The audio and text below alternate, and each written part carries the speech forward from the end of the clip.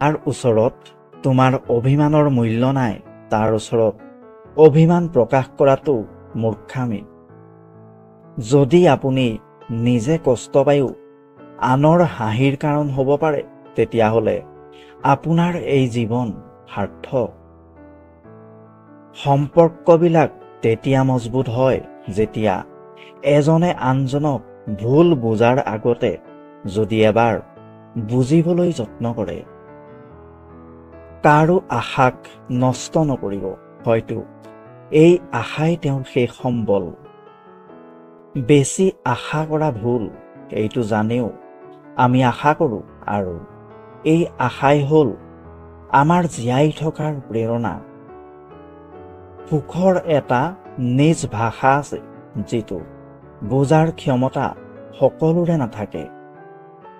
সম্পৰ্ক নষ্ট তৃতীয় ব্যক্তিৰ কাৰণে নহয়, তৃতীয় ব্যক্তিক প্ৰশ্ৰয় দিয়াৰ বাবেহে হয়। জীৱনত ভাল মানুহ চিনাটো বহুত প্ৰয়োজন, নহ'লে ভুল মানুহৰ লগত কম্প্ৰমাইজ আৰু ভুল ঠাইত ছেক্ৰিফাইচ কৰিলে কেতিয়াও শান্তি পোৱা নাযায়।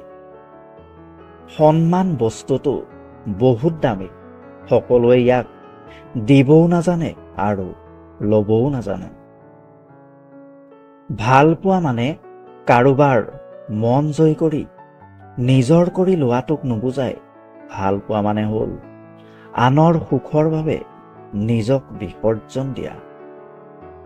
হেৰুৱাৰ যন্ত্ৰণা কেৱল তেওঁহে অনুভৱ কৰিব পাৰে, যিয়ে তেওঁৰ অতিকৈ প্ৰিয় বস্তুটো হেৰুৱাই পেলাইছে। জীৱনত যিমানেই আঘাত পাবা, সিমানেই মানুহ চিনি পাবা কোন কিমান তোমাৰ আপোন। পানী অবিহনে যিদৰে সাঁতোৰ শিকিব নোৱাৰি, একেদৰেই বিপদ অবিহনে আপোন পৰ চিনিব নোৱাৰি। যদি নিজক সুখী কৰি ৰাখিব বিচাৰা, তেনেহ'লে কেতিয়াও কাৰো আগত নিজৰ আশা প্ৰকাশ নকৰিবা। নিজকে সত্যত ৰাখিলে, নিজৰ ওপৰত বিশ্বাস ৰাখিলে, এদিন তুমি দেখিবা তুমি বিচৰা সকলো কৰিব পাৰিছা। দুদিনৰ কাৰণে কাকো আপোন কৰি ভাল পোৱাৰ অভিনয় নকৰিবা। যদি আপোন হ'ব বিচাৰা, তেনেহ'লে তেওঁৰ লগত সদায় থাকা আৰু তেওঁক নিজৰ কৰি লোৱা। জীৱন মানেনো কি?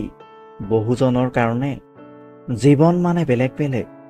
জীৱন মানে হ'ল জ্ঞানীৰ বাবে উপহাৰ, মূৰ্খৰ বাবে প্ৰবঞ্চনা, ধনীৰ বাবে আমোদজনক আৰু মধ্যবিত্ত অথবা দুখীয়াৰ বাবে কঠিন সংগ্ৰাম। এই জীৱন যদিও অস্থায়ী, কিন্তু মানুহ এজন চিৰস্থায়ী হয় তেওঁৰ সুন্দৰ ব্যৱহাৰৰ বাবে, যাৰ বাবে মৃত্যুৰ পিছতো তেওঁ সকলোৰে স্মৃতিত ৰৈ যায়।